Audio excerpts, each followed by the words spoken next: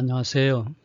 아하신약에서 통독 길라잡이 6강 가운데 두 번째 시간 부속자료 부속강의 1번 화요논쟁과 유다의 배반입니다. 네, 아시는 것처럼 신약에서 통독은 12주에 걸쳐서 진행이 되는데요. 이번에는 제6강 십자가와 부활의 두 번째 강의가 되겠습니다. 네, 지난번에 예루살렘 입성과 성전 청결이었고 이번에는 화요논쟁과 유다의 배반을 다루도록 하겠습니다. 내용이 교훈이 있기 때문에 화요일 날은 교훈을 하셨거든요. 그래서 많은 내용들이 있습니다. 무화과 얘기도 나오고 그 다음에 마르다 얘기도 나오고요. 그 다음에 이런 여러 가지 것들이 있어요. 그래서 이 목록을 참고하시면 좋겠고 저는 여기에서 몇 가지 중요한 얘기들을 성경 통독하는데 어려움이 없도록 이야기해 보도록 하겠습니다. 먼저 예수님께서 전날 무화과를 저주하시니까 어떻게 됐을까요? 마태복음 21장에 말하죠. 제자들이 보고 이상히 여겨 이르되 무화과 나무가 어찌 곧 말랐나이까. 그래서 예수님의 교훈이 있죠. 믿음을 가지고 기도에 대한 얘기를 해줍니다. 그러니까 첫째는 종말이 가까웠다. 심판이 있다 하는 것을 얘기하고 또 하나는 기도의 능력에 대한 얘기를 하고 있죠. 그래서 오히려 억지로 믿는 믿음이 아니라 하나님께 된 참된 신뢰, 그걸 얘기합니다. 이 산더러 들려 바다에 던져지라 하여도 될 것이라. 엄청난 기도의 응답이잖아요. 너희가 기도할 때에 무엇이든지 믿고 구하는 것은 다 받으리라 하시니라. 실제로는 사도들에게, 그러니까 예수님의 제자들에게 이 교훈이 아주 중요한 것이죠. 왜냐하면 얼마 후에 겟세마네 동산에서 기도하는 것도 있었겠고 예수님이 승천하신 다음에 마가다 앞에서 기도하는 일들도 있었고요. 그래서 기도에 대한 교훈이 아주 중요한 의미를 갖게 됩니다. 마가복음 11장에 그들이 다시 예루살렘에 들어가니라. 예수께서 성전에 거니실 때 대제사장들과 서기관들과 장로들이 나와 물어보죠. 무슨 권위로 이런 일을 하느냐? 이런 일할 권위를 주었느냐? 아마 어제 성전 청결에 대한 그 일로 인해서 좀 따지는 것 같아요. 그때 예수님께서는 반문하십니다. 요한의 세례가 하늘로부터냐 사람으로부터냐 내게 대답하라. 그러면 내가 너희들의 말에 대해서 대답을 할 것이다 그러죠. 사실 이것은 랍비들의 일반적인 논쟁 기술이에요. 질문하는 것. 그래서 이 랍비들이 논쟁을 이제 이렇게 질문을 했는데 예수님은 답을 안 하시고 반문을 하시죠. 그게 아주 중요합니다. 그래서 이 사람들이 요한의 세례가 하늘로부터냐 사람으로부터냐 여기에 대한 답을 해야 되는데 할 수가 없었어요. 사람으로부터다 그러면은 세례 요한을 인정하지 않는 거고 하늘로부터다 그렇게 이야기하면 예수님을 또 인정해야 되잖아요. 참 어려운 상황이죠. 하지만 실제로는 그들은 세례 요한과 예수님을 받아들이지 않았다 하는 것을 알 수가 있습니다. 만약에 그렇게만 됐었더라도 역사가 달라졌을 텐데요. 화요일에는 논쟁의 날이라고 얘기합니다. 그래서 많은 논쟁들이 있죠. 마른 무화과 나무, 그 다음에 포도농부 비유가 있고요. 혼인잔치, 그 다음에 세금에 대한 얘기, 그리고 예수님이 다윗의 자손이냐 아니냐 하는 얘기. 네. 이런 교훈들 속에서 무리들이 듣고서 가르치심에 놀랍니다. 자, 포도원의 비유가 있죠.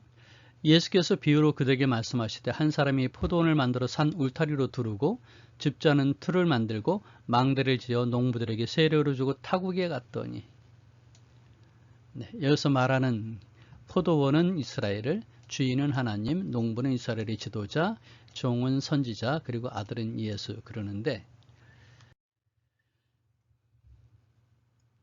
이제 주인이 농부들에게 가서 소출을 얘기를 하니까 어떻게 합니까? 사람을 죽이죠. 이제 한 사람이 남았으니 곧 그가 사랑하는 아들이라 최후로 이를 보내며 이르되 내 아들은 존대하리라 하였더니 그 농부들이 서로 말하되 이는 상속자니 자 죽이자. 그러면 그 유산이 우리 것이 되리라 했다고 하죠. 이게 무슨 얘기죠? 네. 당시 팔레스타인에서는 상속의 어떤 기간 동안 상속에 대한 요구가 없다. 그러니까 주인이 없다는 얘기죠. 주인 없는 자손이 되면 이건 내 거라고 먼저 주장하는 사람들이 합법적으로 그 땅을 소유할 수 있다는 것입니다. 그러니까 이 소작인들은 하나밖에 없는 아들을 죽여버리면 포도원을 자기들이 차지할 수 있다라고 생각했다는 것이죠. 그래서 죽이자 하는 얘기가 가능했던 것입니다. 자, 마태복음 22장에 이제 천국을 혼인잔치로 얘기를 하죠.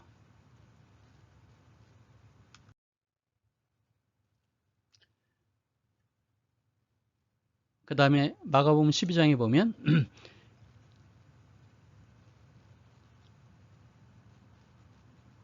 가이사에게 세금을 바치는 것이 옳으니까 라고 얘기를 하죠.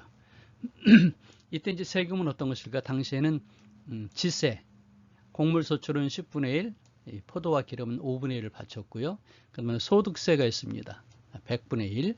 그 다음에 인두세가 있어요. 남자는 14세 이상, 여자는 12세에서 65세 사이 인두세를 냈다는 거죠. 자, 이런 세금을 내야 합니까? 예수님 말씀을 어떻게 하셔? 동전을 가져와 봐라. 그래서 납세 은전인데 누가 했을까요? 예, 데나리온입니다. 여기 쓰여져 있는 것이 보면 이렇게 되어 있습니다. 그 다음에 여기도 마찬가지죠.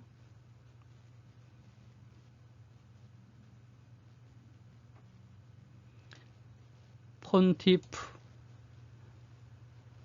막심 되어 있죠. 이건 사실은 실제 황제의 어머니입니다. 지극히 높은 사제 그러는데 어머니가 황제의 어머니가 사제였던 것이죠.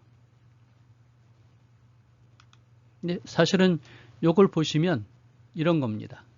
티베리우스 가이사라 디비 이렇게 해서 저놈한 아우구스투스의 아들, 그렇죠?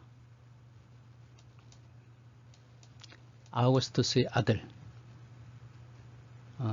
여기 이제 약자로 이렇게 나와 있는 거죠.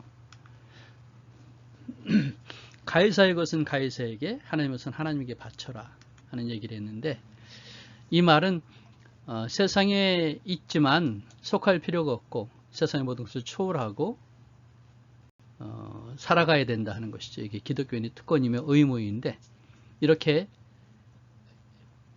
확실한 가치, 이것을 추구할 것을 얘기하시는 것이죠. 자, 그 다음에 이제 마태복음 22장에 나오는 것입니다. 너희는 그리스도에 대하여 어떻게 생각하느냐? 누구의 자손이냐? 그랬더니 구약에서는 계속 메시아가 다윗의 혈통으로 얘기되어 있잖아요. 다윗의 자손이라고. 근데 예수님은 거기에서 멈춰서는 안 된다는 거죠. 다윗이 그리스도를 주라 칭하였다는 얘기입니다. 그런데 어떻게 자손이 되겠느냐 하는 것이죠. 그래서 이전의 사람들은 주님을 메시아로 다윗의 자손이라 불렀는데 예수님께서는 다윗의 왕족 후예로서의 지상 정복자의 개념으로 이해하지 말아라. 한 걸음 더 나아가서 메시아, 이것은 역시 다윗에게도 메시아가 되신다는 것이죠.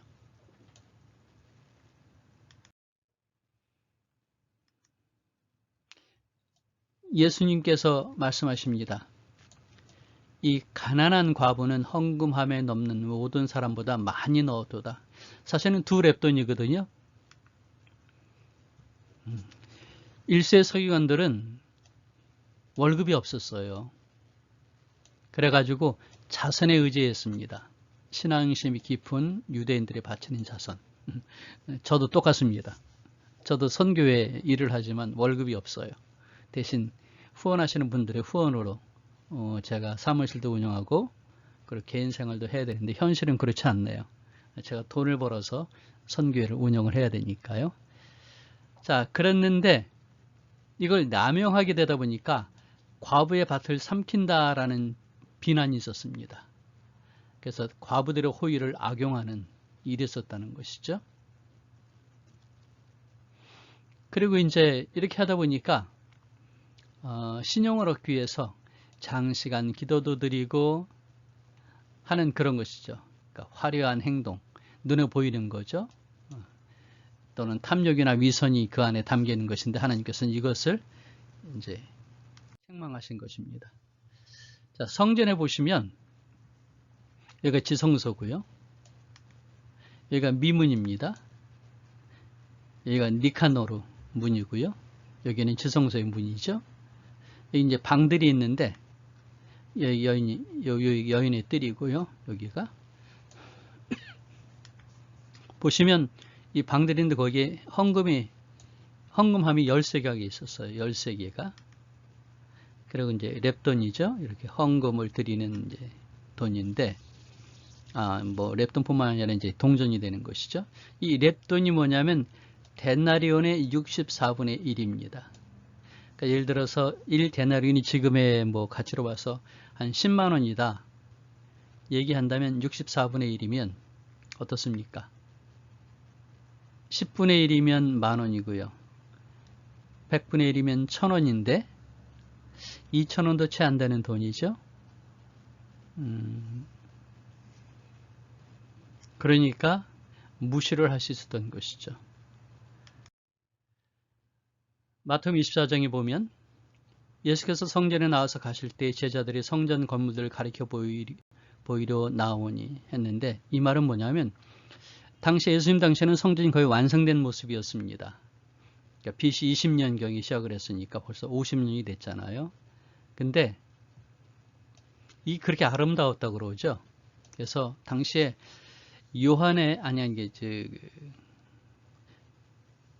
헤롯의 성전을 보지 않고는 건축을 논하지 말라 할 정도였다고 그러니까 얼마나 화려했겠어요. 그래서 이제 감람산을 가는 동안에 보면서 성전 건물을 아마 봤겠죠. 그러니까 예수님이 말씀하십니다. 너희가 이 모든 것을 보지 못하느냐? 못 보죠. 내가 진실로 너에게 이르노니 돌 하나도 돌 위에 남지 않고 다 무너뜨려지리라. 예수님은 AD 70년에 예루살렘 멸망을 미리 보신 것이죠. 그리고 성전도 무너지는 것을 보신 겁니다.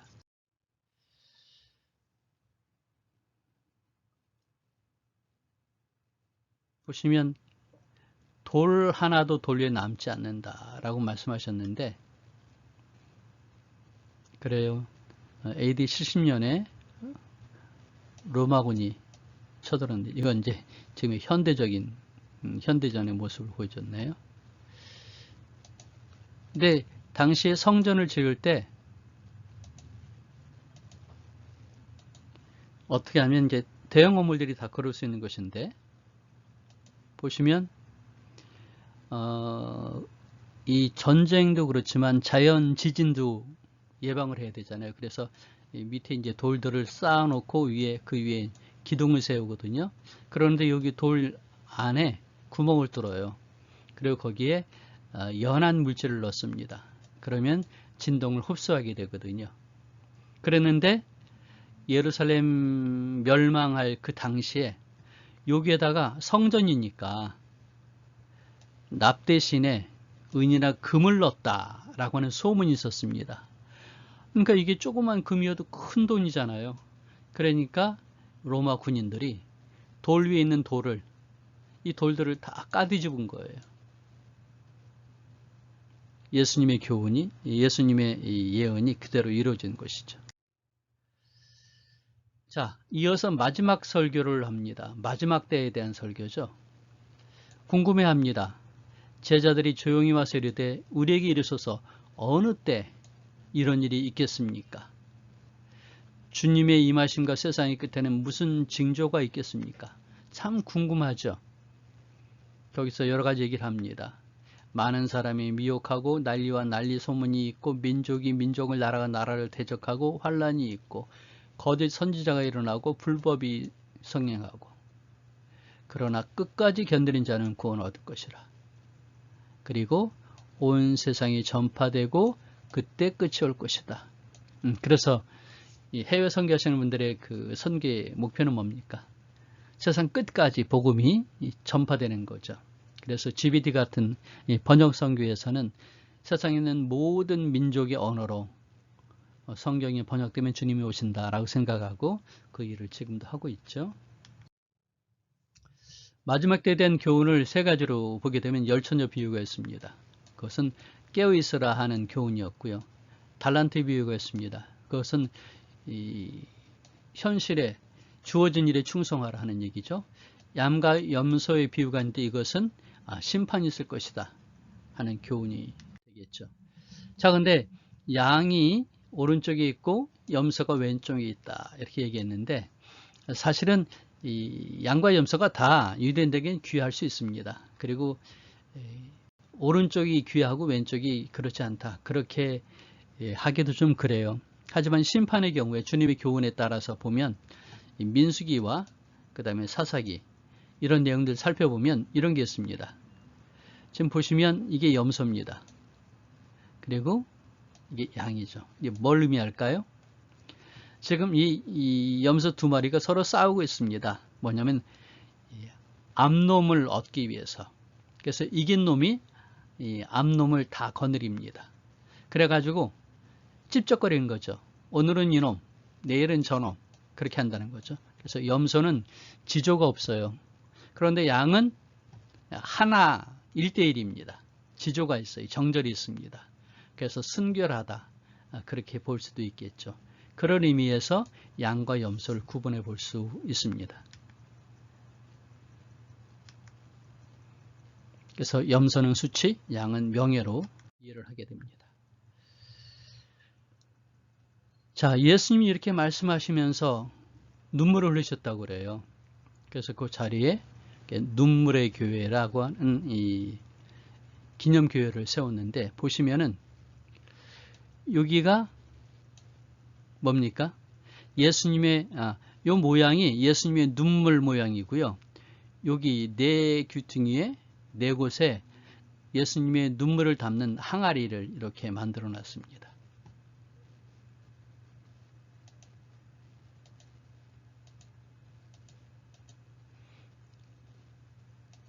그리고 여기 창틀에 보면은 면류관에 가시 면류관이 있고요. 자, 예루살렘 동쪽 감람산에 있는 가톨릭 성당인데 이름이 도미누스 플레빗 해가지고 주님이 오셨다라는 뜻입니다. 눈물교회라고 그러죠. 이 교회는 다른 거에서 좀 작아요. 그래서 한 30명 정도가 앉을 수 있는 곳인데 네, 십자가에 있는 창살이 붙어 있고요. 그 다음에 여기서 시온산을 바라보는데 보게 되면은 정확하게 십자가의 초점이 예루살렘의 한 건물, 그러니까 성전이 아니라 성모교회를 향하게 되어 있다고 합니다.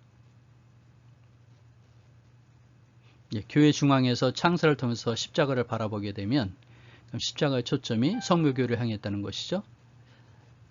그 의미는 뭐냐면 이제 우리 믿음의 중요한 핵심이 예루살렘 성전이 아니라 성모교회, 그러니까 메시아이신 예수님의 죽음과 부활에 초점 맞춰져서 그를 통해서 구속이 이루어진다 하는 것을 이야기했다라는 것이죠. 그래서 이 교회를 설계하고 그리고 건축한 사람들의 마음이 그렇게 된 것입니다. 자, 수요일입니다.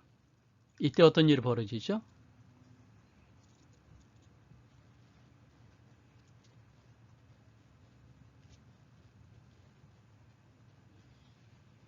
향유에 대한 이야기가 나옵니다. 마태복음 26장 9절에 그리고 이어서 26장 15절에 이제 가룟 유다가 예수님을 파는 걸 얘기해 주죠. 은 30에 예수님의 발을 씻기는 모습이 나오는데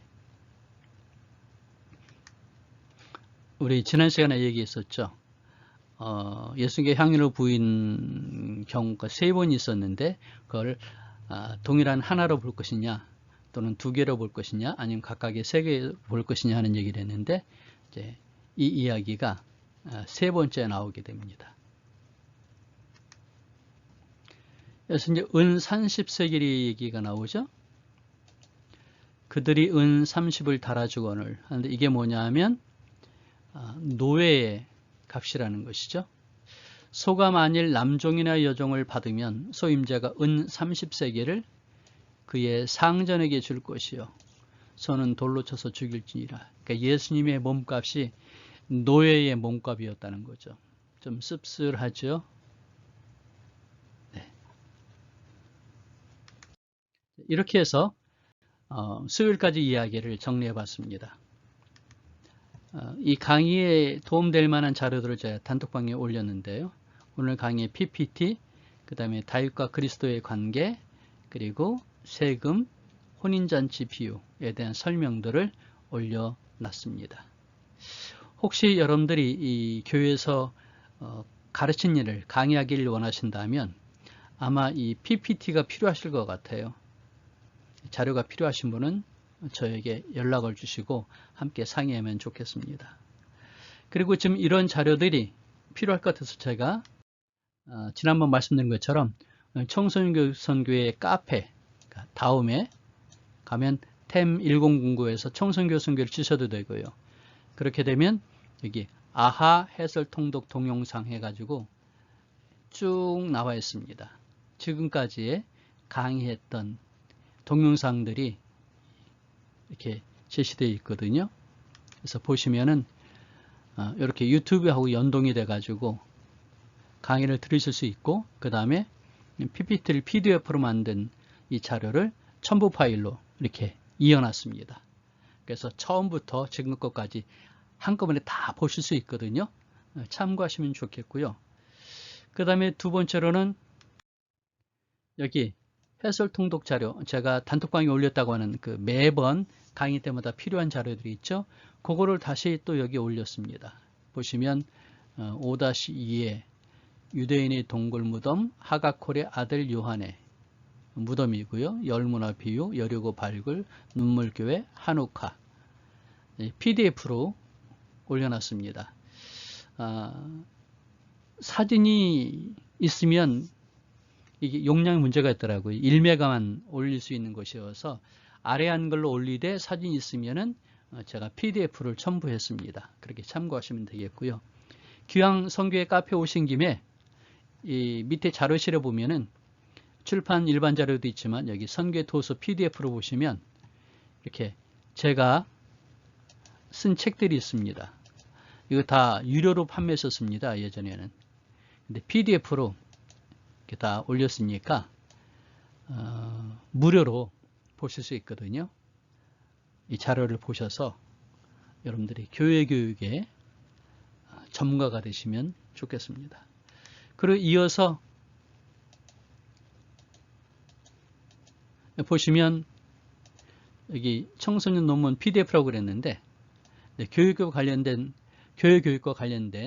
그런 석사, 박사학위 논문들을 PDF로 제가 계속 추가해서 업데이트 할 겁니다. 저에게 지금 한 200여 가지의 그 PDF가 있는데 그 자료들을 계속 올릴 거거든요. 참고해 보시고 교육에 활용하시면 좋겠습니다. 네, 함께 해주셔서 정말 감사를 드리고요. 우리는 다음 시간에 또 만나도록 하겠습니다. 샬롬.